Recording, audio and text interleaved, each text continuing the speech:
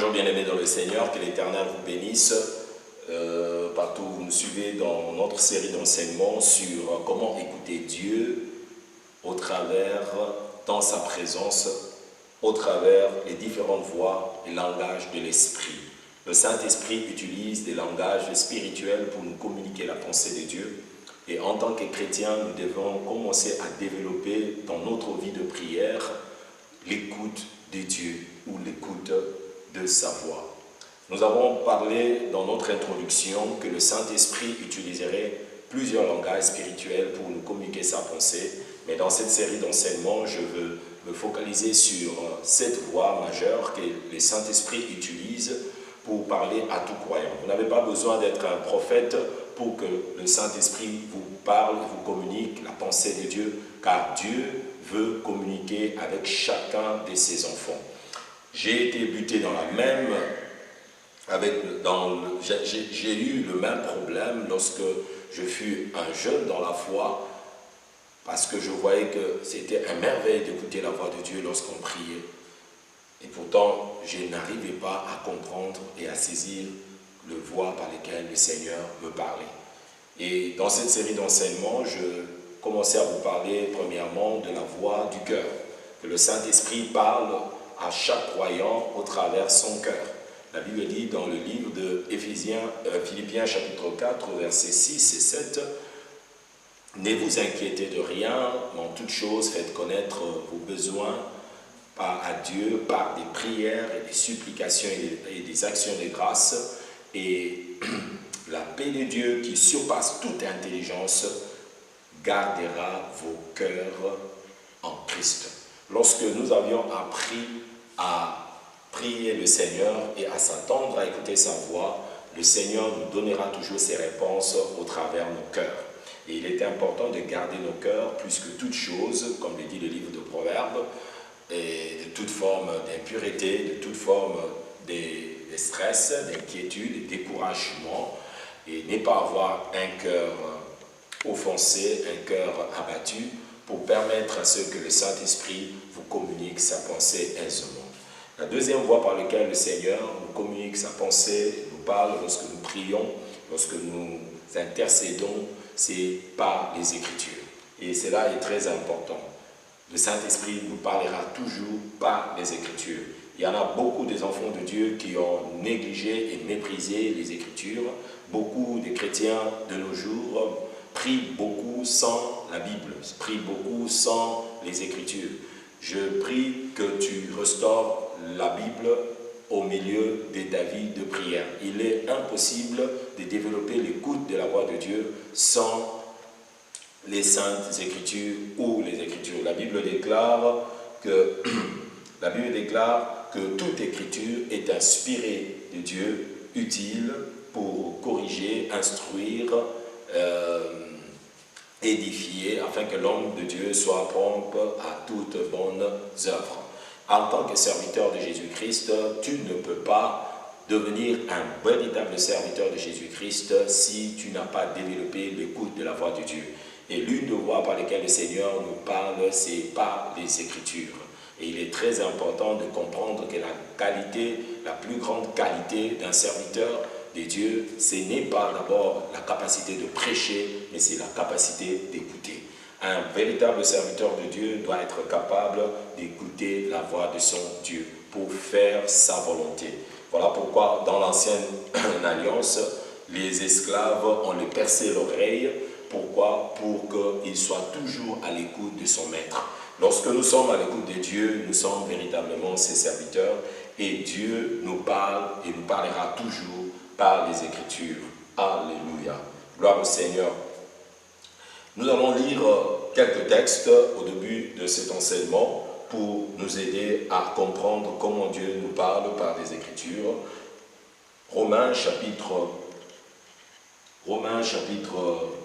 15, nous allons lire le verset 4. « Or, tout ce qui a été écrit d'avance l'a été pour notre instruction, afin que par la patience et par la consolation que dans les Écritures, nous possédions l'espérance. » Voyez, Dieu nous parle lorsque nous prions par les Écritures pour qu'au travers des Écritures, nous puissions posséder de l'espérance. Sans les Écritures, il est difficile que nous puissions avoir une espérance ferme, car les Écritures nous donnent de l'assurance dans nos prières. Alléluia.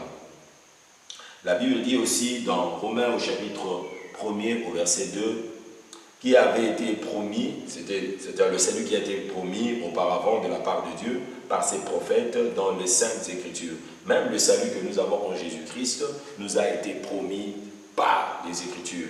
Si nous voulons comprendre les saluts de Dieu, nous voulons comprendre les plans de Dieu, nous le comprendrons mieux que lorsque nous sommes attachés aux Écritures, aux Saintes Écritures. Alléluia.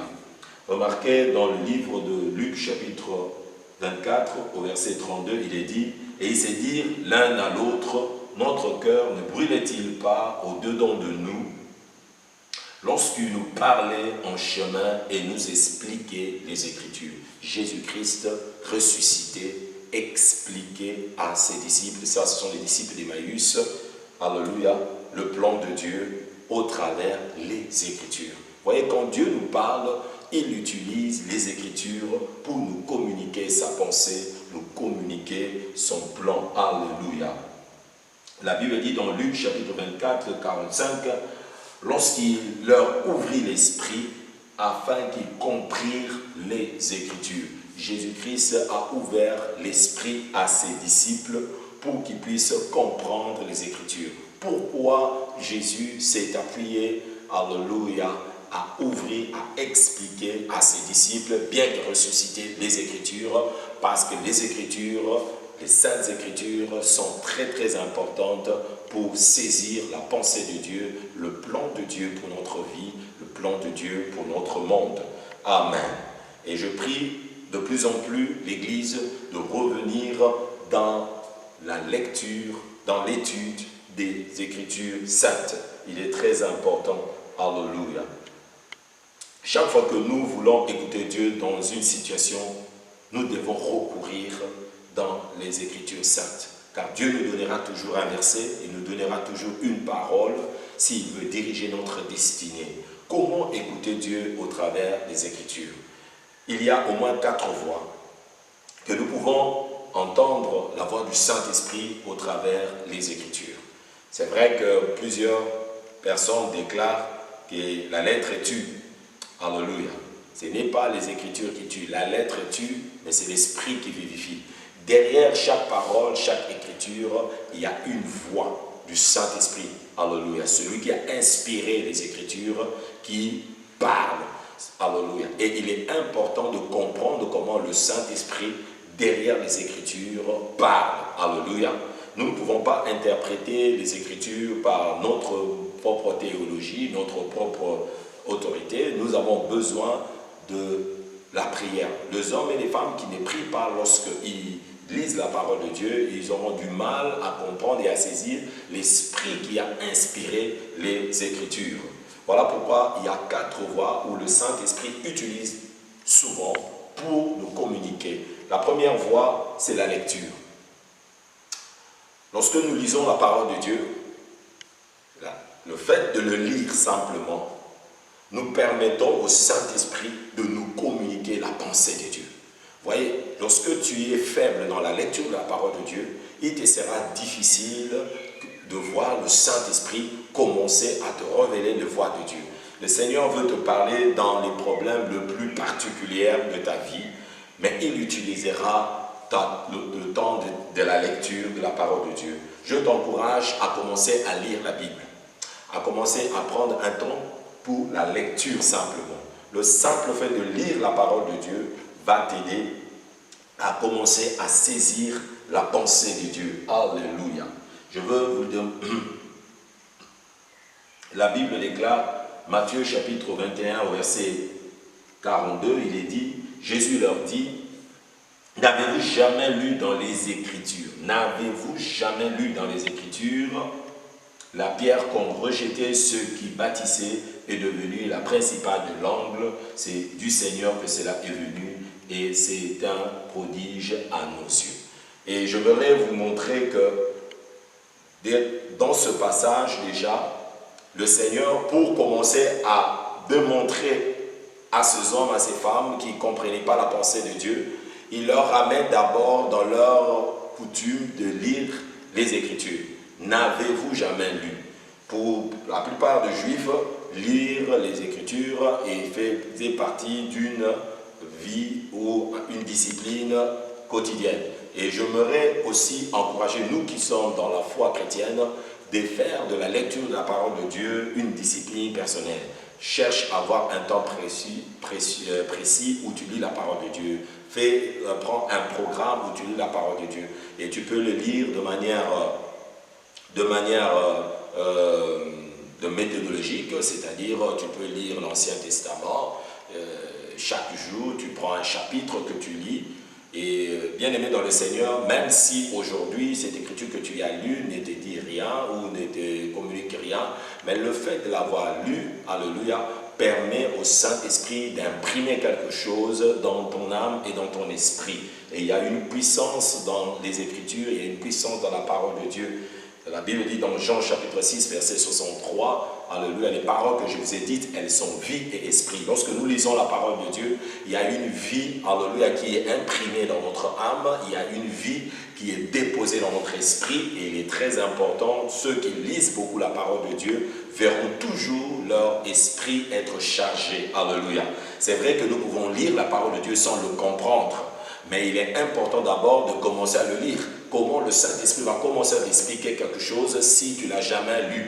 Lorsque tu lis la parole de Dieu, c'est à ce moment-là que le Saint-Esprit peut t'expliquer ce que tu as lu. Alléluia. C'est le premier pas lorsque nous voulons commencer à écouter Dieu, que de prendre une discipline à lire la Bible, à lire la parole de Dieu, au moins le matin, le soir, et prendre du temps pour s'informer, alléluia, de ce que le Seigneur a déclaré dans sa parole. La Bible dit que ses pensées ne sont pas nos pensées, ses voix ne sont pas nos voix. Mais lorsque nous lisons la parole de Dieu c'est la pensée de Dieu. Amen. Lorsque tu lis la parole de Dieu, c'est que tu t'informes de la pensée de Dieu. Comment Dieu pense, comment Dieu réfléchit. Alléluia, sur n'importe quel sujet, chose. Et lorsque nous lisons la parole de Dieu, nous allons saisir la pensée de Dieu, nous allons saisir comment Dieu réfléchit. Alléluia. Deuxième voie pour écouter la voix du Seigneur et la voix du Saint-Esprit au travers des Écritures, c'est la méditation de la parole de Dieu. Nous allons lire ça dans un texte qui est vraiment connu de tous. Josué chapitre 1, verset 8. La Bible déclare que ce livre de la loi ne s'éloigne point de ta bouche, médite-le jour et nuit afin d'agir conformément à ce qui est écrit. C'est alors que tu auras du succès, c'est alors que tu réussiras dans toutes tes entreprises.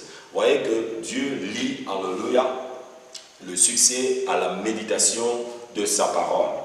La plupart des choses que nous faisons aujourd'hui en tant que croyants n'arrivent pas à avoir de la percée parce que nous n'avons pas écouté Dieu et nous ne savons pas prendre de temps pour méditer, écouter et réfléchir sur sa pensée. Qu'est-ce que veut dire méditer? Méditer veut dire simplement réfléchir profondément sur la parole de Dieu.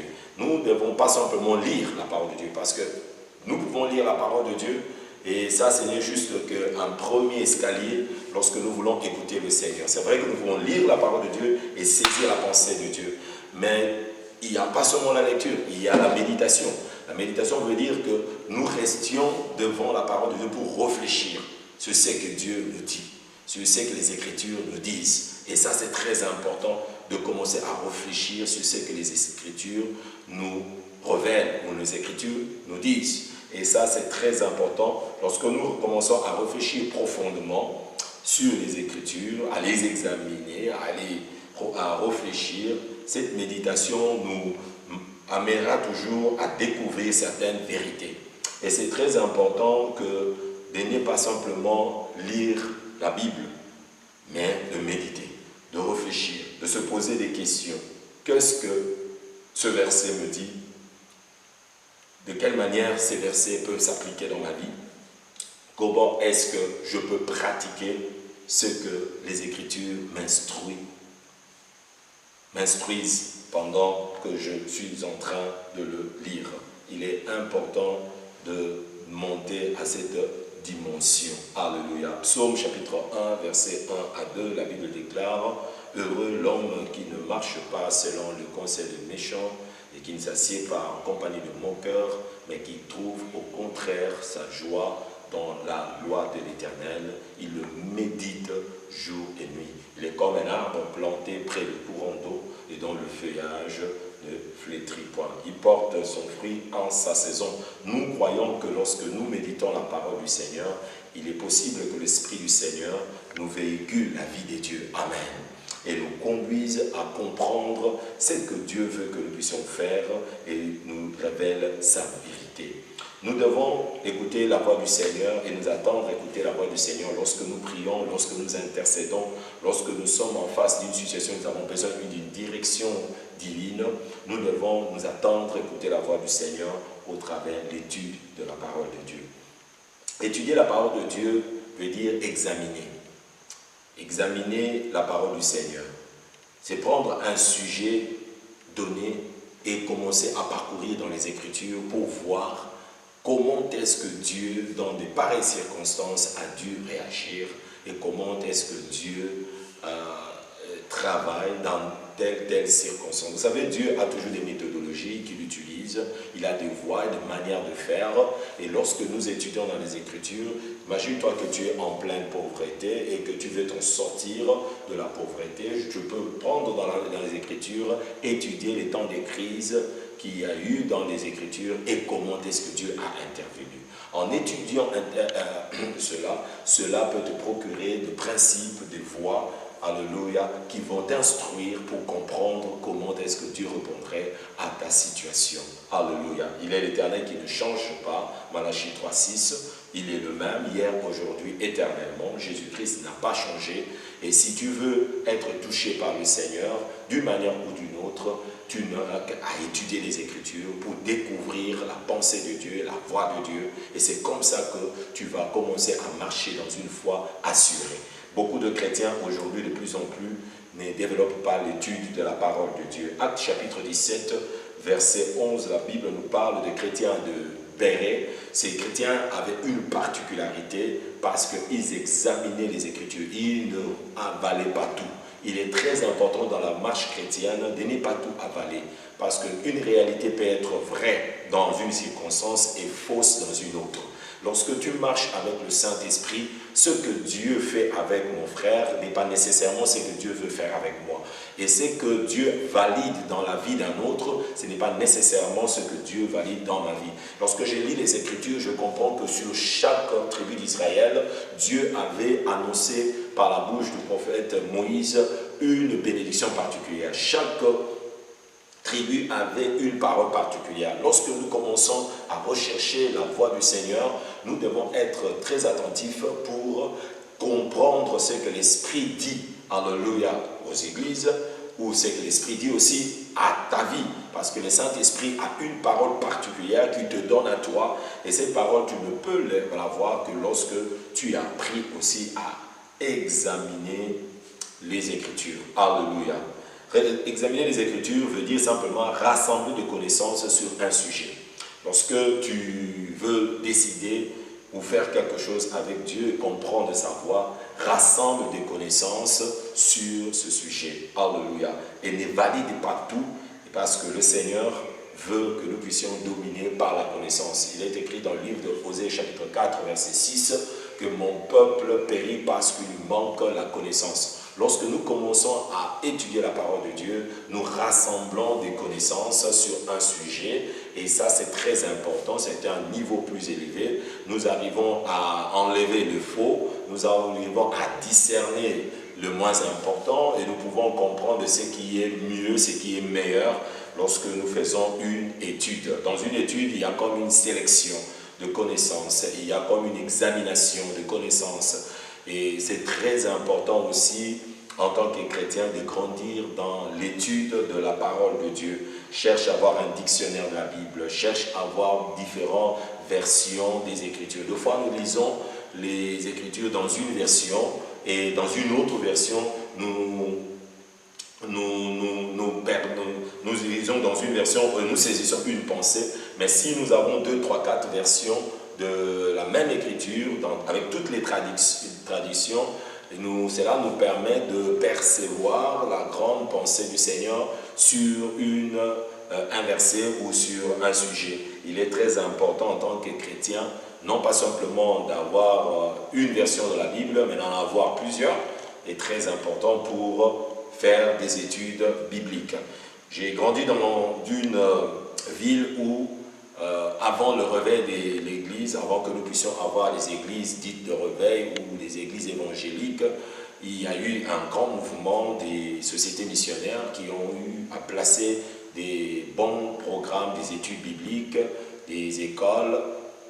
Et ces écoles bibliques qui étaient des enseignements sur le Saint-Esprit, des enseignements sur l'Église, étaient des études très importantes qui ont bâti notre foi. Et ma prière est de voir aujourd'hui l'Église retourner dans des prières de base. Il y en a beaucoup de chrétiens qui ne comprennent pas leur foi, faute des études. Ils sont dans une église où il y a tellement de prédications, moins des enseignements. Lorsque nous sommes dans une église où il y a beaucoup de prédications, moins d'enseignements, il est possible que nous perdions le signal de la voix de Dieu parce que nous grandissons dans l'écoute de la voix du Saint-Esprit lorsque nous acceptons d'entrer dans le domaine de l'étude de la parole de Dieu. Que le Seigneur nous aide à développer des études personnelles de la parole de Dieu afin que nous puissions ne pas tomber dans de mauvaises interprétations des Écritures et de mauvaises interprétations de la voix de Dieu. Alléluia. Quatrièmement, nous pouvons écouter la voix de Dieu au travers des Écritures, au travers la prédication de la parole de Dieu. Lorsque Dieu nous parle par les Écritures, il utilise des serviteurs. Il peut utiliser des prédicateurs. La Bible déclare qui parlera pour nous, qui marchera pour nous. Alléluia. Dieu utilise souvent ses envoyés, ses prédicateurs, pour nous communiquer sa pensée au travers des Écritures. Chaque fois que tu suis une prédication, chaque fois que tu suis un enseignement, c'est le Saint-Esprit qui te parle au travers des Écritures, mais en utilisant un instrument. Et il est important lorsque nous suivons les enseignements, les prédications, que nous puissions savoir que c'est Dieu qui nous parle au travers des instruments humains. La Bible déclare « Comment croiront-ils s'il n'y a pas des envoyés ?» Comment croiront-ils s'il n'y a pas des envoyés? Alléluia. Et comment ces gens seront-ils sauvés s'il n'y a pas de prédicateurs? Il n'y a personne qui prêche. Nous sommes dans Romains chapitre 10. Et la foi vient de ceux qu'on entend. Alléluia. Et ce qu'on entend vient de la parole de Christ. Mais cette parole ne nous atteindra pas s'il n'y a pas de prédicateurs. Voilà pourquoi il est important que lorsque nous sommes en train de suivre les prédications, que nous soyons attentifs. Il y en a beaucoup de chrétiens qui manquent l'écoute de Dieu pendant des temps de prédication. Dans beaucoup des églises où pendant la prédication, il y a des gens qui jouent dans les téléphones, il y en a des personnes pendant que le pasteur est en train de prêcher, ils sont en train de s'occuper à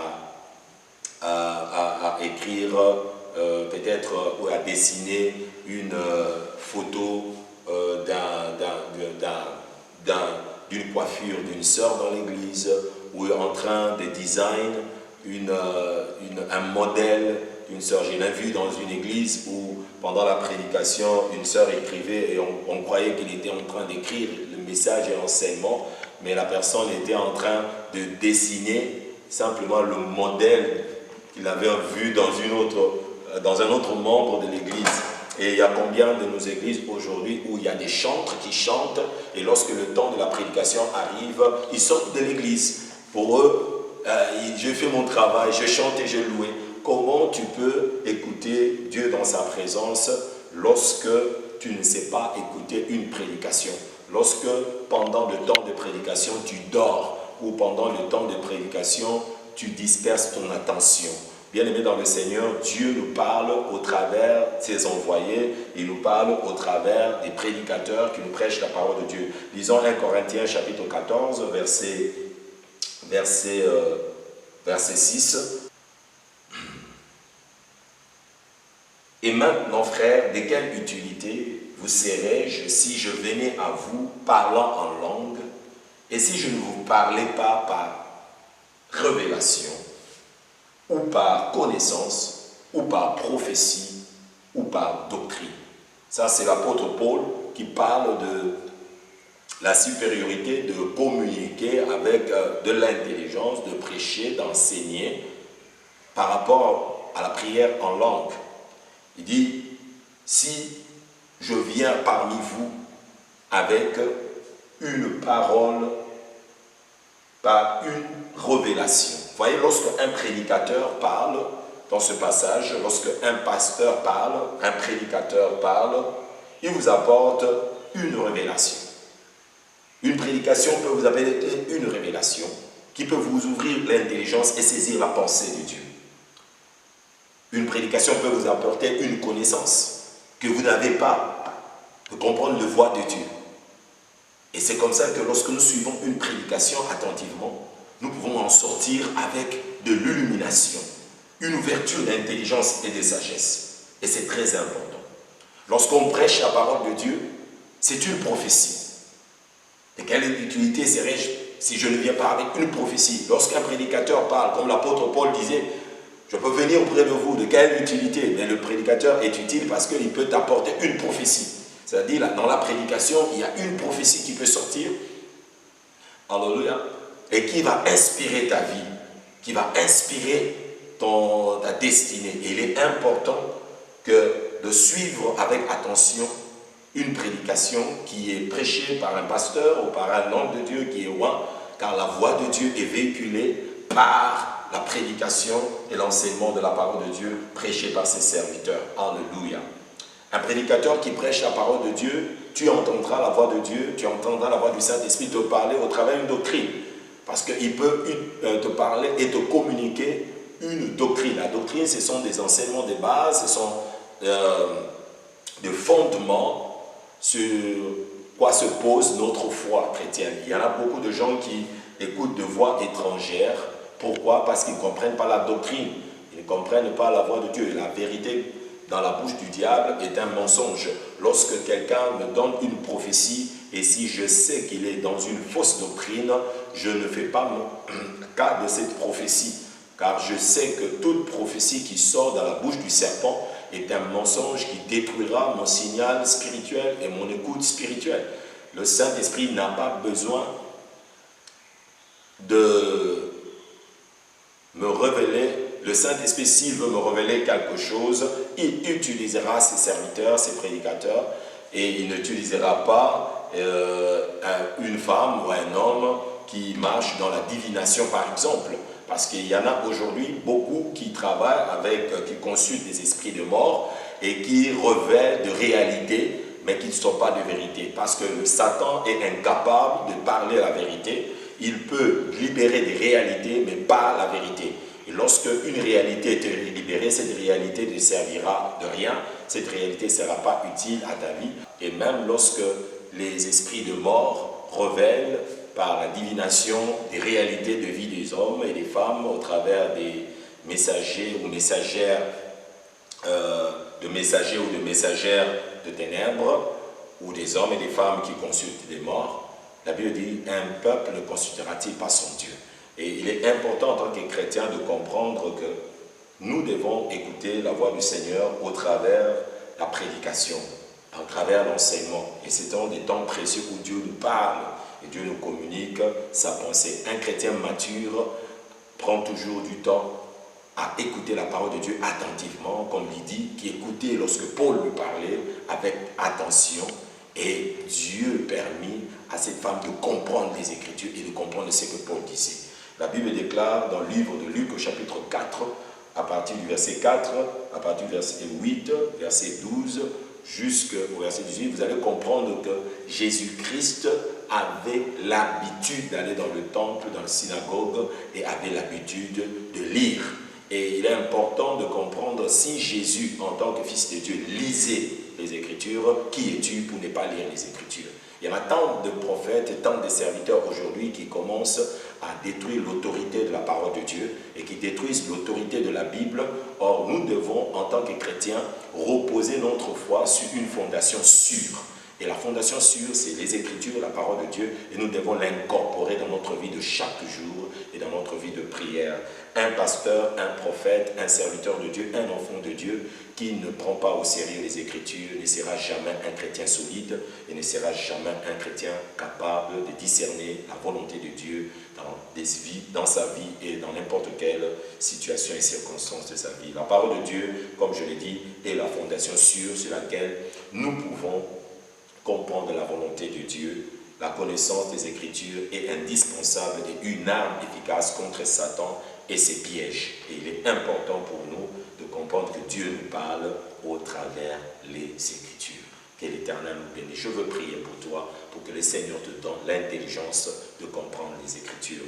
Père, je te prie au nom de Jésus, toi qui as ouvert les yeux à tes disciples afin qu'ils puissent comprendre les Écritures alors que tu les expliquais. Ma prière, Seigneur, au nom de Jésus, pour mon frère et ma soeur qui lit la parole de Dieu et qui ne comprend rien, de l'ouvrir l'intelligence et la compréhension pour qu'il puisse saisir ta voix lorsque tu lui parles au travers des Écritures. Je prie au nom de Jésus que la Bible devienne un livre ouvert au nom de Jésus-Christ et que tu sois capable d'écouter la voix du Seigneur au travers les lignes des Écritures, et c'est là au nom de Jésus. Reçois cela, reçois cette grâce au nom de Jésus-Christ. Lorsque tu pries, lorsque tu intercèdes, de voir ton intelligence s'ouvrir lorsque tu lis les Écritures. Et c'est là par le nom de Jésus-Christ, j'ai ainsi prié. Amen.